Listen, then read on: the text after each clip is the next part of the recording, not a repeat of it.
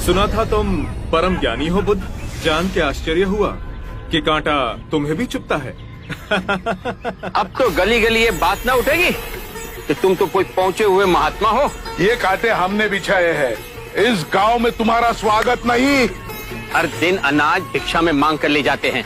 चलो चलो, दूसरे गांव का रास्ता लो। मेरा आप लोगों से अनुरोध है कि मुझे अपने गांव में भिक्षाटन करने दें।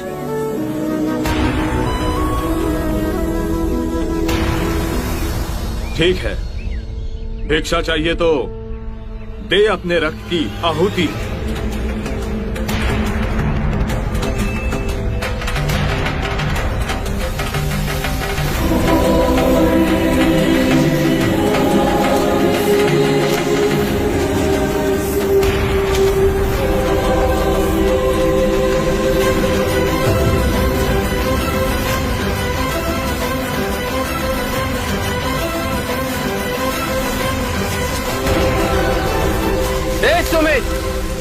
रास्ता बुहारा तो इस गांव से तेरा दाना पानी उड़ जाएगा।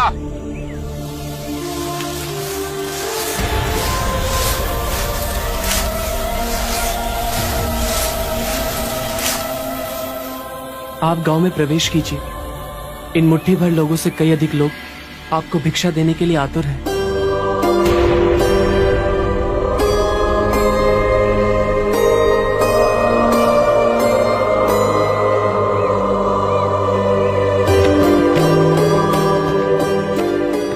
आप मुझे ना छूए। हाँ? नहीं तो मेरी छाया भी पड़ी आप दूषित हो जाएंगे। क्यों दूषित हो जाऊंगा मैं?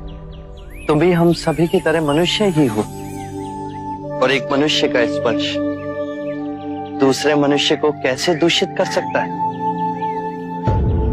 केवल लालच, घृणा, मोह, तृष्णा हम ही मनुष्य को दूषित करते हैं। और तुम जैसा मनुष्य जिसमें इतना प्यार भरा हो, वो केवल दूसरों को सुख ही दे सकता है, दुख नहीं। कैसे महात्मा हो तुम? तुम्हें तो जाति वर्ण का ज्ञान भी नहीं है। चोला पहने कोई सन्यासी नहीं होता। अरे पाखंडी हो तुम, पाखंडी। जो मानव से उसकी मानवता को छीनता है, पाखंडी वो होता है। यदि मुझे पाखंडी कहे आप सभी को संतोष मिलता है तो ये उचित है, परंतु इस मनुष्य में भी हमारी तरह प्राण बसे।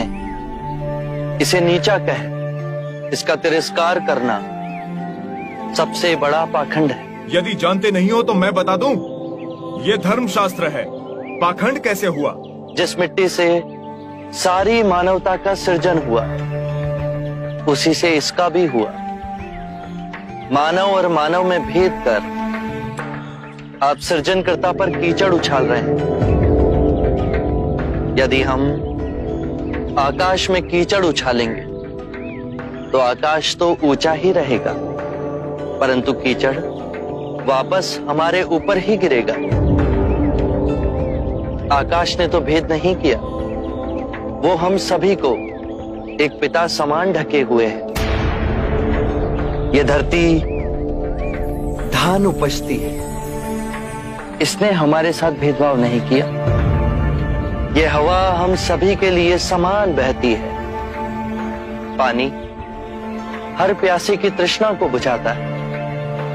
जब प्रकृति भेदभाव नहीं करती तो हम मनुष्य में भेदभाव क्यों करते हैं? यदि ऐसा है तो इससे संघ में भिक्षु क्यों नहीं बनाते? बहुत अच्छा सुझाव दिया आपने। सुनीत, क्या तुम भिक्षु बनना चाहोगे? मैं अछूत, आप जैसे महात्मा का भिक्षु मैं इस योग्य नहीं हूं। जो मनुष्य दूसरे मनुष्य की पीड़ा को देख व्यथित हो जाए, उससे उत्तम कोई दूसरा नहीं। मैं बुद्ध स्वागत करता हूं सुनीत का हमारे भिक्षु संघ में।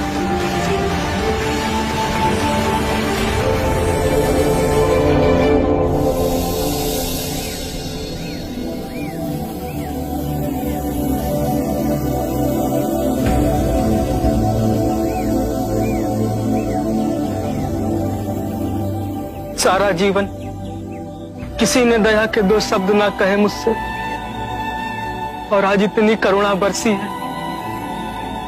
पहली बार ऐसा लग रहा है कि मैं भी मनुष्य हूं, पर जो मैं कर रहा हूं यह अधर्म तो नहीं? जो अधर्म आज तक हुआ वो अब नहीं होगा। हर मनुष्य में चेतना का द्वार है, बस उसे ही अपनी संभावना को पाना है, अपनी गरिमा पे पुनः लौटना है। मेरा मार्ग प्रेम का है, तो वहां सबका सत्कार है। गंगा, यमुना, ऐरावती, सरयू, माही, ये सब नदियां हैं, और ये सब अंत में वह सागर में मिल जाती हैं। वहां उनका ना भेद होता है, ना ही नाम। उसी प्रकार जिस भी मनुष्य ने अपना गृह त्याग कर सत्य के पथ पर चलने का निश्चय किया, चाहे वो ब्राह्मण हो या क्षत्रिय, वैश्य या शूद्र ही क्यों ना हो, उसी महासागर में विलीन हो जाते हैं।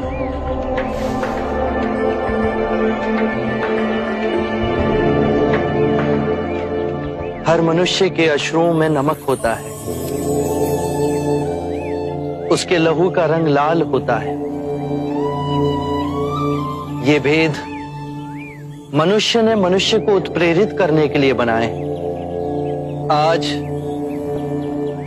मैं इन भेदों को काटता हूं। आज सुनीत को दीक्षा देना क्रांतिकारी होगा। हम पर बहुत से संकट आएंगे, हमें और तिरस्कृत किया जाएगा, पर सत्य आने वाली आंधी के सामने अडिग रहेगा।